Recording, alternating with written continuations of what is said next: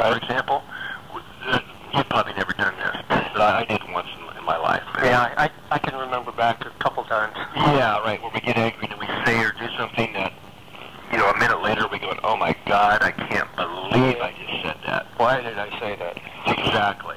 That's an example of cortical inhibition. Especially the frontal cortex and frontal parts of our brain are the ones that are especially hit the hardest. That's a part of our brain that's inhibited. So that's when we say and do the things that we regret later. Right. But it's really being driven by the heart and the fact that our nervous system is in this desynchronized state. And it also affects reaction times, coordination. That's why there's athletic uses for this. There's so much chemistry involved in this too, but I know that would take us off down a different road, but the chemical peptides and hormones associated to all this. You're absolutely right. However, those are a much slower acting mechanisms than the neural mechanisms we're describing now. So are you actually talking about something that interacts with the field that we find ourselves in? Well, I am, but I haven't gone there. That's a whole other conversation. Okay. And just as a kind of an insert note here again, and we'll get back to the main topic, the heart also generates the largest rhythmic electromagnetic field in the body. And the magnetic component of that field extends outside the body. And we can measure it with scientific instrumentation. So I'm not talking about an aura here. I'm not saying they're real or not, but I'm saying this is a magnetic field that we can measure with a conventional magnetic field detector. So you're talking about things that have been empirically validated. Absolutely. We've published studies in major textbooks and things on this very subject. So we know the heart radiates the field. And we've also done studies that pretty much prove that another person's nervous system is very tuned into these cardiac fields. In fact, we've published stuff showing that we can measure one person's heartbeat and another person's brain waves 5 feet away. Right. Okay, so again, this is not woo-woo. This is physics. We're talking real magnetic systems here. So the information modulated in these fields is directly related to the heart rate variability pattern and our emotional state. Now, again, that's taking us down another path, but I'll just kind of drop that one in to answer that question you just asked.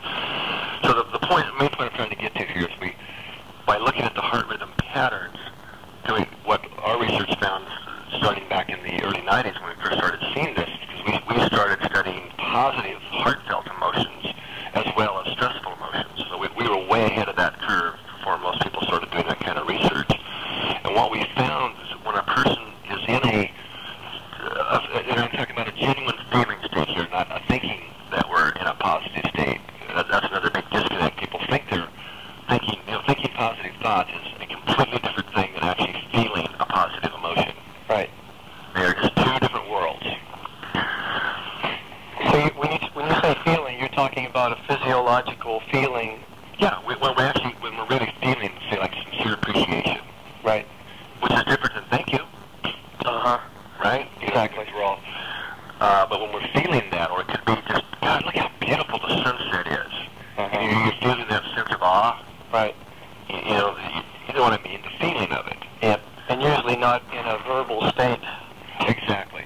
So feelings of this so-called positive emotions, which renew our system and our energetic systems, by the way, like love, forgiveness, compassion, right? Appreciation is a very powerful one. Love, when we're actually feeling those, the heart rhythm pattern that I've been describing dramatically changes and goes into what we call the coherent state. And that's that sine wave pattern that you probably saw when you used the M wave. Right.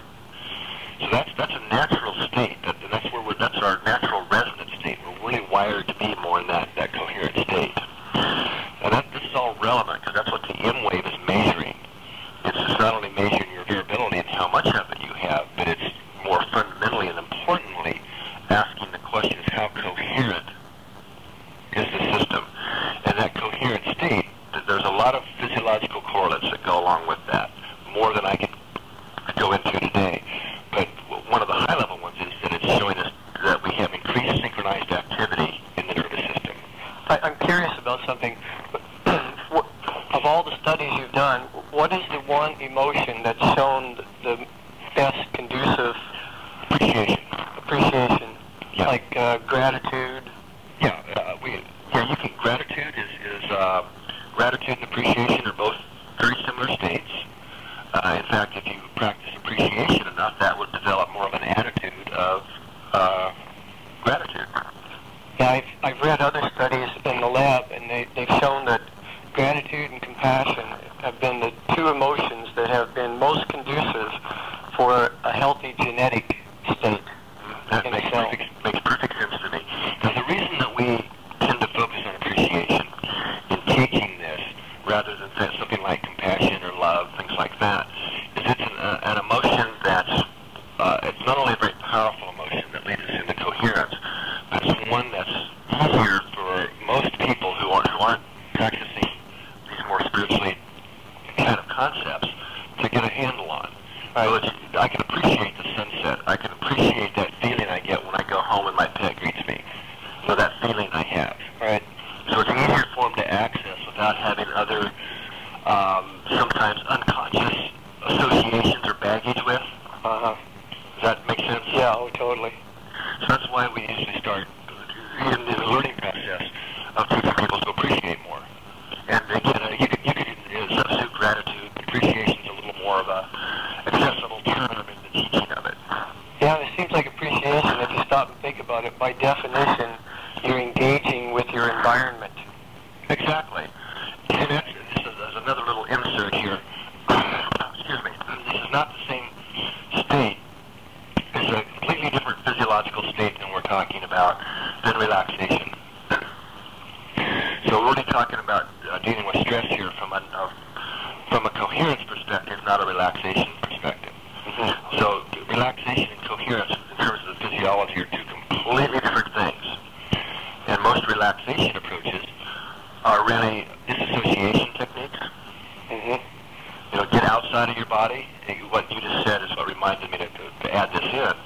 Is when we're in appreciation, we're here in our body, actively feeling, creating a sustained feeling, rather than trying to disassociate.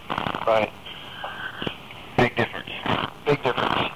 Yeah, and that's not taking anything away from the importance of having relaxation skills. Right. But it seems like so much of what we're going through in today's world is from our feelings of being disassociated and disconnected with not only other people, but our environment, our world, and ourselves. And ourselves. In fact, I would start with ourselves. You're absolutely right. That so many people are disassociated from their own emotional system. And then we feel disempowered. And that leaves what I've heard many people describe as sort of that empty kind of hole inside. Uh-huh. Yeah, I guess we've all felt that. Sure.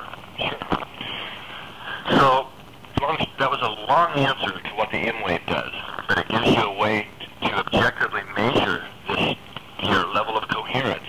And then, of course, it comes with some of the tools like quick coherence that teach you how to make the quick shifts, the emotional shifts, right in the moment that you need it. So when you get triggered, you start to worry about something, or someone cuts you off in traffic, and for a lot of people that's a big one. There comes to irritation. That's those draining moments. That's what's depleting our systems.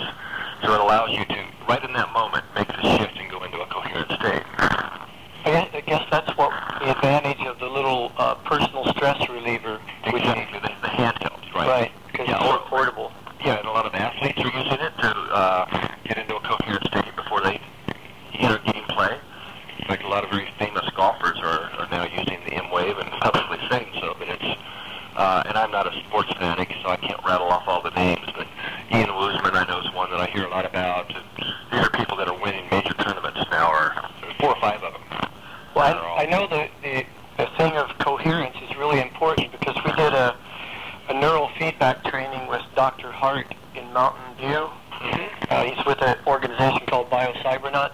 Right, I'm familiar. I don't know him well, but I know who he is. Yeah, we spent a week there, and one of the things we got out of it is we noticed that every time our brain was in coherence, our alpha would just shoot off the charts. Mm-hmm. It didn't even matter what we were thinking. Every time we would come into coherence, our alpha would just spike. Interesting. Uh-huh. Yep. It time, too, to do forgiveness work.